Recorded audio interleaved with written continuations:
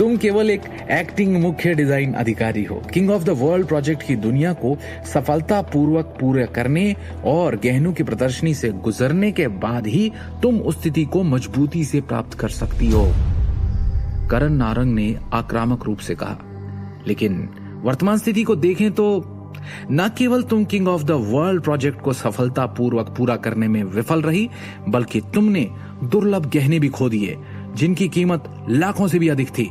इसके अलावा गहनों की प्रदर्शनी कल आयोजित होने जा रही है, जिसका मुख्य आकर्षण वही किंग ऑफ द वर्ल्ड था। इतनी बड़ी लापरवाही का इस कंपनी को कैसे स्पष्टीकरण दोगी तुम दृष्टि?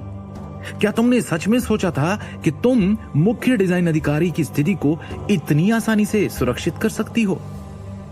दृष्टि ने अपने होठों को कसकर काटा, लेकिन चाहकर भी करण की बात का खंडन नहीं कर सकी। ऊपरी तौर पे वो मजबूत दिख रही थी, लेकिन उसकी आंखों में दर्द छिपा था। वो हमेशा एक छोटी कर्मचारी रही है और अपने लक्ष्य तक पहुंचने के लिए उसने बहुत मेहनत की है। अपनी प्रेरणा और रचनात्मकता के माध्यम से उसने अंततः कंपनी के उच्च अधिकारी के रूप में पहचान प्राप्त की और उसे एक्टिंग निदेशक के रूप में पदोन्नत किया गया।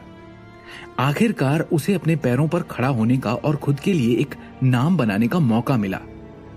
इन पिछले दिनों और रातों की कड़ी मेहनत करने के बाद उसने आखिरकार अपना पहला उत्पाद पूरा कर लिया था, लेकिन जिस काम में उसने अपना सारा खून, पसीना और आंसू बहाए थे, वो कल प्रकाशित होने वाली थी और ठीक उसके पहले किसी ने उसकी चोरी कर ली। अंत में कंपनी के अन्य अधिकारियों द्वारा उसकी आलोचना भी की गई और उस पर झूठा आरोप भी लगाया गया। उसके दिल में इस तरह की पीड़ा को बता पाना नामुमकिन था। इसे सबसे असहनीय चीज भी माना जा सकता है जिसका सामना दृष्टि नारंग ने अपने जीवन में किया था। दृष्टि, मुझे ऐसा क्यों लग रहा है कि शायद वो तुम ही थी जिसने पिछले साल गुप्त रूप से कुछ सामग्रियों को काट दिया और अनुसंधान और विकास परियोजना के दौरान घटिया उत्पाद बनाने लगे थे। और तुम्हारा असली चेहरा तो अब सबके सामने है। सब देख सकते हैं कि कैसे तुम्हारा इस मामले में कोई भी किसी प्रकार की जिम्मेदारी लेने का इरादा नहीं रखता। मैं अब निश्चित ही ये मान सकती हूँ कि तुमने गहनों के तैयार उत्पाद को छिपाने की कोशिश की और उद्देश्यपूर्ण रूप से घोषणा की कि किसी और ने इसे चुरा लिया है। तान्या अचानक अपनी सीट से उठ खड़ी हुई और एक ठंडी मुस्कान के साथ कहा। ऐसा लग रहा था कि वो जंगली अनुमान लगाने में शामिल होना चाहती थी और उसने अपने इरादों को छिपाने की कोशिश भी नहीं की। अपनी बकवास बंद करो तान्या। मैंने अपने काम के लिए एक बार भी कोई कोना नहीं काटा है।